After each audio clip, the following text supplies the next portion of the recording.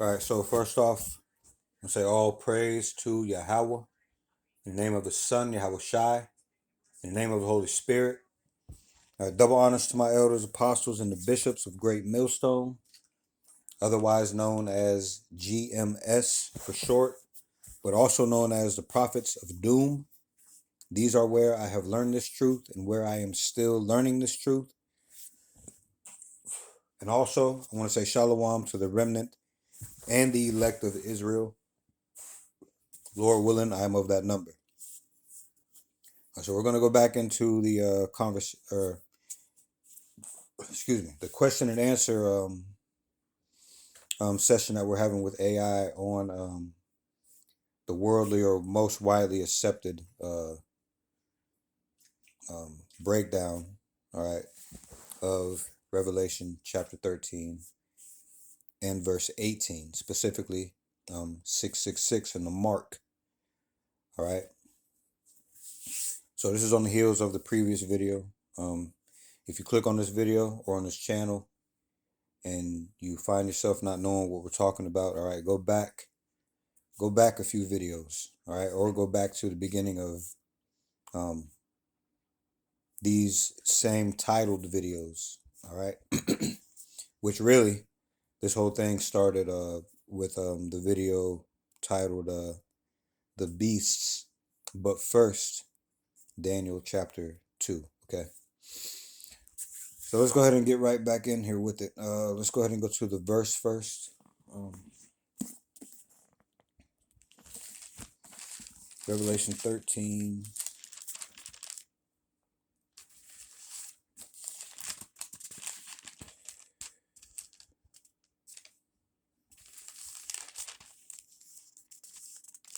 Revelation 13 and Revelation chapter 13 and verse 18, it reads, "Here is wisdom. Let him that hath understanding count the number of the beast, for it is the number of a man, and his number is 636." So really what we're doing here in this video is putting the world's view, or the most popular view, or the most widely accepted view, all right, on cross examination, all right, showing that the Lord, all right, shares his secrets with the prophets. Okay, so let's go ahead and get right back into it. The next thing I plugged into Google AI reads, what is the difference between the mark in Ezekiel 9 and 4 and the mark in Revelation 13 and 16? Now, if you haven't paid attention, okay, and if the Lord has been working with you, if you indeed have eyes to see, ears to hear, all right, if you do indeed search for wisdom and the Lord has opened up your eyes to this, you'll know where we're headed to, all right. We listened to, or we read through their interpretation, all right, which it had some things that you should consider, all right, but also, for the most part, it is going off, right? It doesn't tell you that the mark in Revelation 13 and 16 is a physical mark. It is the micro C-hip, without a doubt, all right? It actually spoke against that. It said that it is not a barcode or a microchip, all right? But where we're heading with this line of questioning is we're heading towards Luke 21 and 15, all right? Let's go there really quickly.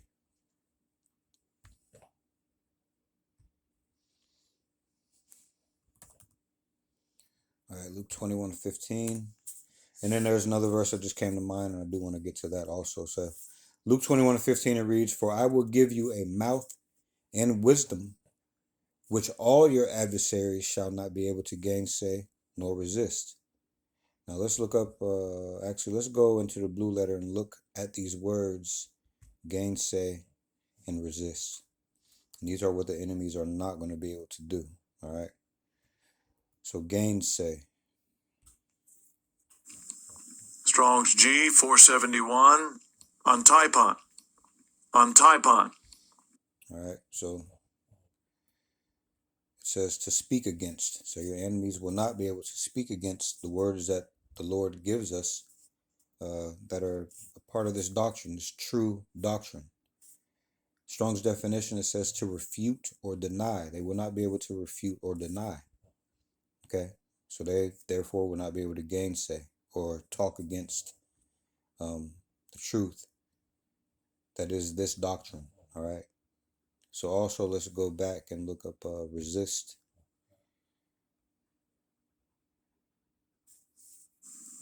Strong's G 436. Anthistemi. Anthistemi. This to me. It says to set one's self against, or to withstand, or to resist, or to oppose. So your enemy will not be able to, our adversaries will not be able to set oneself against it, or to withstand, or to resist, or to oppose this truth. I mean, they'll try their hardest, all right, but that doesn't make their stance, that doesn't make their stance true, or that doesn't make their stance gain any ground with the truth, all right? Strong's definition, it says to stand against, opposed, resist, withstand. So what we're doing here in this questioning of AI, all right, is stepping towards this throwing a line of questioning at this thing to where it's going to have no choice but to come around. Let's just blatantly outright lies, in which a lot of the time that you speak with AI, again, it goes back, it leans on the ideals, the beliefs, and the philosophies of the programmers that programmed it. Okay, I had gotten a discussion about, or with AI, a back and forth questioning on, does it really, when you ask it a question, does it give you the truth, or does it give you the widely accepted truth? Okay, even if these two things don't match, does it give it, I mean, sometimes they do not match. Does it give you the truth on its reply, or does it give it just the widely accepted truth? For instance, what the more to the point of what we're speaking about right there is, it had to do with the name. So if I was to ask AI the name of the Lord, all right, the name of the Messiah, or the name of the Almighty, all right, which are Yahweh and Yahushai. Yahweh is whom the world ignorantly calls God. Yahushai is whom the world ignorantly calls the Messiah. Okay, I mean, Yahushai is whom the world ignorantly calls Jesus. Okay, if I was to ask it the names, it wouldn't give me those names, but at the same time, it would tell you for a fact that the letter J did not come into existence until 1524. Okay, and it'll make some excuse to why, or actually, it tells you the reason why it does this is because this is the most widely accepted name. So that's the name it will give you, even though it knows the J did not exist until 1524. Okay, so that's why I asked it at that particular time if it gives you facts, or if it gives you the most widely accepted fact. Okay, and I got into a discussion which was a pretty interesting one, not the one that I put a video on.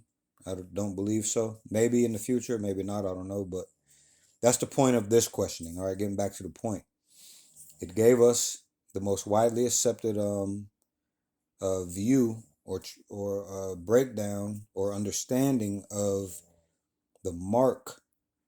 Okay, and what we're doing in this line of questioning is showing you that despite it having all these programmers, all this worldly knowledge, all right, it's wrong. Okay, it is wrong, and we're slowly breaking down, all right, what we mean in question form, as a matter of fact. Okay, with rhetorical questions. All right, so again, I plugged in, what's the difference between the mark in Ezekiel 9:4 and the mark in Revelation 13:16? It says the mark in Ezekiel 9:4 and the mark, or more accurately, seal in Revelation 13:16 are fundamentally different in their source, purpose, and outcome, though they use similar imagery of a mark on the forehead to denote allegiance and destiny. Okay, and then it gives you a graph here. All right, it has Mark and Ezekiel 9 and 4, and then it has it juxtaposed next to Mark in Revelation 13 and 16. So I'm gonna read the list that it has under the mark of Ezekiel 9 and 4. Well, you know what? I'll do one after the other. So the source of the mark in Ezekiel 9 and 4, it says, from God, placed by a man with a writing kit, an angelic figure. Okay, man meaning an angelic figure. Okay, which is okay. In the spirit you can see where that's true, but also in the spirit you can see where that's would lead it would lead someone to think that someone's being written on with some kind of pencil, all right, or something like that. But okay, so the mark in Revelation 13 and 16, it says, from the beast, representing an oppressive political power like the Roman Empire, enforced by the false prophet, representing those who promote the beast's authority. All right, and that's true. Okay, that's true also. So as far as the mark in Ezekiel 9 and 4, what is the purpose? It says to preserve and protect the faithful remnant from the coming judgment on wicked Jerusalem. The mark in Revelation 13 and 16, what is that purpose? It says to control and condemn people, identifying those who worship the beast and leading to divine judgment. All right, true. So now let's go down to something else. Okay, who receives these marks? The one in Ezekiel 9 and 4 says, those who sigh and groan over all the abominations committed in the city, showing heartfelt sorrow over sin and loyalty to God. All right, but I do want to point something else out. All right, recipients, when it says those who sigh and groan over all abominations, that's even now. Okay, if you can receive that, that same mark or seal, all right, is given to those who sigh and cry now. All right, it is called a thawa. It is a exemption from judgment. It is a spiritual mark. Okay, nothing physical is going into our body. We're not printing anything on ourselves. It is a seal from the Lord. All right, it is a spiritual seal. As far as the one in Revelation, this is a physical thing. All right, and this is the point that we're making by baby stepping these questions, showing that there is a difference, which means that the mark is a physical thing. All right, it's not a spiritual thing, but at the same time, it is a spiritual thing because it shows where you are in spirit, but it is actually a physical thing. All right. Hope that wasn't too confusing. Hope that didn't throw anyone off. Well, as far as the Lord is concerned, the ones who, all right, do get threw off, all right, who don't understand this thing, aren't meant to. All right. Not that not that everyone is going to understand how I speak it, but they may understand the truth coming from someone else. All right, that's speaking the same thing. That's the importance about speaking the same things also. No matter which person you listen to that's telling the truth and how they tell it, all right, you're still getting the same thing. You just may hear it to where it hits you a little bit more clear coming from someone else. All right, those who get filtered out aren't supposed to be in this thing anyway. All right, they'll find any excuse to run away. Okay, which really that's the Lord sending them away.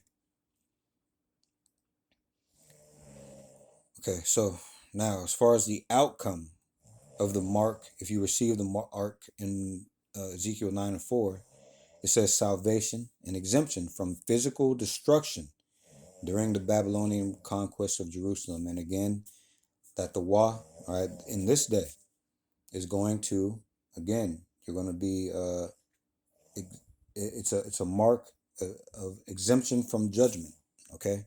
So we're going to be able to, whoever receives that, which is the remnant and the elect, is going to be exempt from going through those things on Judgment Day. All right. So that's not to say that some of us won't die. Right. Some of us will die. Right? We will be beheaded for walking in the ways of the Lord. All right, we will be beheaded because of the Lord, basically. All right, they did the same thing to the disciples. They're going to do the same thing to us. Okay. So the outcome of receiving the mark in Revelation 13 and 16, it says condemnation, destruction. It says in the final judgment described later in Revelation. All right, this judgment has not happened yet. Again, when they speak to the mark, just dealing with Nero, all right, they're off when they speak of the mark in Revelation 13 and 16. This is ongoing. That was more of a what do you call it? A foreshadowing of things to come, but that wasn't that. The mark in Revelation 13 and verse 16 has nothing to do with Nero. Okay, not not the Nero of back then. Okay, as far as the Nero of now, he may be the one to usher it in. All right, this mark of the beast. All right, and that's really for those with ears to hear and eyes to see. Okay, symbolism. All right, the symbolism of Ezekiel 9 and 4, the mark in Ezekiel 9 and 4, it says the Hebrew letter Tav, which in ancient script resembled a cross or X seen by early Christians as foreshadowing the cross of, here it says, Christ. All right. As far as the symbolism of the mark in um, Revelation 13 and 16, it says the Greek word charagma, meaning now listen to this, meaning an engraving, stamp, or branding iron mark, symbolizing ownership by a corrupt worldly power, which is true, which points to it being a physical thing. Okay, it even says it here. All right, but they still kind of leave it open end. They still kind of left it open ended up in the previous video. All right, it says in essence, the mark in Ezekiel is a sign of God's ownership and protective love for His faithful people amidst judgment, whereas the mark in Revelation is a sign of allegiance to an anti-God system, or the word that we just went over in the last series, an anti-Christ system. Right? They use the word. That's the word I'm gonna just use. All right, anti-Christ system, or those against the anointed, against the Messiah. Okay, system, and a symbol of spiritual compromise that results in condemnation. The latter is a demonic counterfeit and parody of the former. All right, that's true. And why is it a demonic counterfeit and parody? Because these people want to be God. They think of themselves as God, so they want to do the same thing that, all right, Yahweh and Yahushua does. All right, marks his people to show allegiance. So they want to mark their people to show allegiance. If you don't, if you're not all the way on their side, you're going to be messed over. You're going to be messed over even if you are all the way on their side, because you have to consider the Almighty. All right, but just as with them, with the Almighty, if you are straddling the fence, lukewarm, not choosing a side and obeying the Lord to the best of your ability, then you're not on his side. Okay? There is no gray area with the Lord. All right, just as with them, there is going to be no gray area. Okay? So that was just a little quick, short video. We're not done with this topic at all. As a matter of fact, let me go ahead and go on to this next part right here. Let me check the time really quick. Hold on. Oh yeah, let's go on a little bit more. All right.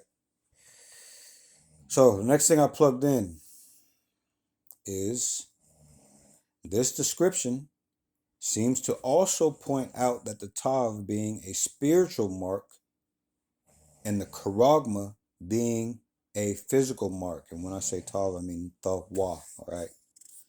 So again, in the description that graph they gave us, okay, they pointed out that it is a engraving, stamp, or branding iron mark, which even in that word charagma, if you go into the blue letter, it says, well, let's go in here and look at this really quick. When you go in here and look up mark,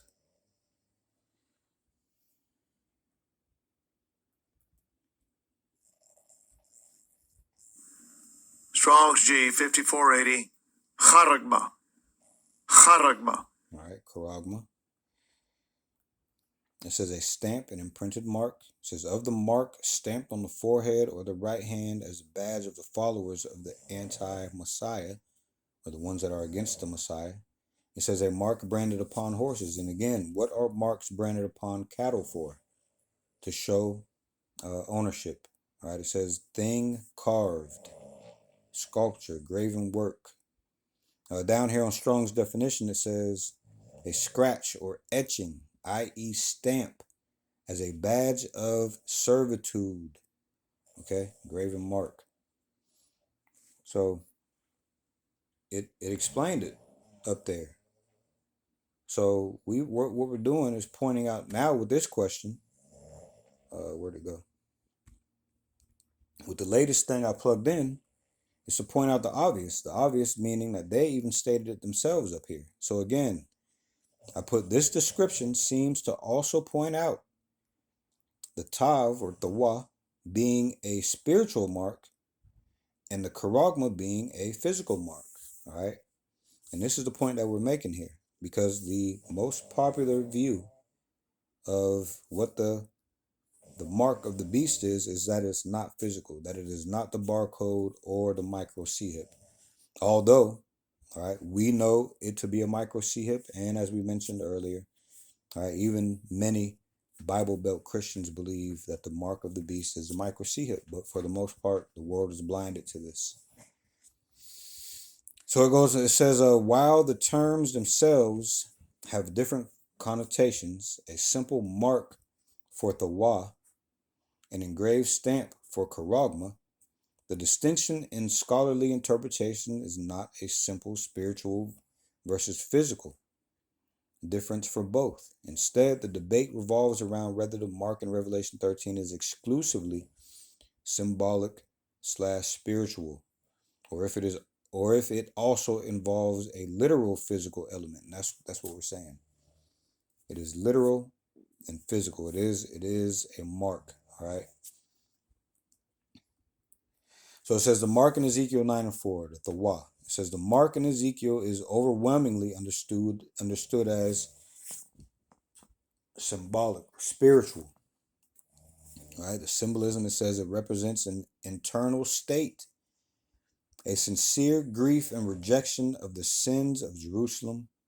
The ancient tawa character's resemblance to a cross reinforced its symbolic meaning of divine ownership and spiritual alignment with Yahweh Bahashim Shai's will. The function, it says it was an invisible sign, spiritual sign, to the destroying angels, but a visible sign of allegiance in the spiritual realm, ensuring Yahweh Bahashim Shai's people were protected based on their faith and actions, not a physical brand. It was a spiritual thing, okay? Or it is a spiritual thing. So now, as far as the mark in Revelation 13 and 16, the charagma, it says the interpretation of the charagma is more debated with two main scholarly views, primarily symbolic or spiritual, which is it's wrong, but it's right. All right, there is most definitely a physical counterpart, but all things are spiritual. All right, because we know the Lord controls all things, so all things are spiritual. Yes, okay, but they don't understand what we mean by this. All right, it is, yes, we agree with that, but at the same time, you have to point out that there is a physical, literal and physical thing. Okay, it is a literal, physical thing. Okay, also spiritual. All right, so again, it says primarily symbolic, spiritual. Many scholars argue The mark is purely symbolic, a spiritual sign of total allegiance to the anti-power system or anti-God system, mirroring the symbolic seal of God on believers' foreheads. That's true, okay? That's true, but at the same time, it does not stop there. It is a actual physical thing. I hope you get that. I know I've said that many times right in a row here in this video, but you have to understand that it is a physical and literal thing, okay?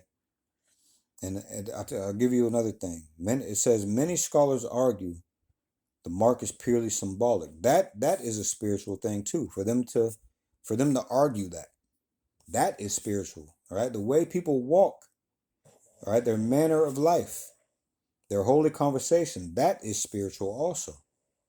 Okay, all right. Let's see. So it goes on to say the hand and the forehead are seen as symbolic references to one's actions. Hand and beliefs, mindset, forehead, indicating that the person has fully committed their will and intellect to the beast's authority. All right. This is a literal thing. We talk about Neuralink, for example. All right. There's Neuralink. There's micro C-hips that go in the head. And then there's micro C-hips that are going to go in the hand. The one in the head is going to be more powerful than that in the hand because of the simple fact that it's up here in the thing, right, that controls your thoughts, your actions, all right? It controls everything in your head, all right? Everything that you do, everything you put your hand to, your thoughts, all of that. All right, the one in the hand is going to even be controlled by the one in the head. Okay? That's why we say the one in the head is more powerful. All right? But they don't see this. They're arguing. Oh man, I don't know. It's hard to say how these people think, really, man. All right. Anything to keep you confused. Being that this is Babylon the Great, great confusion.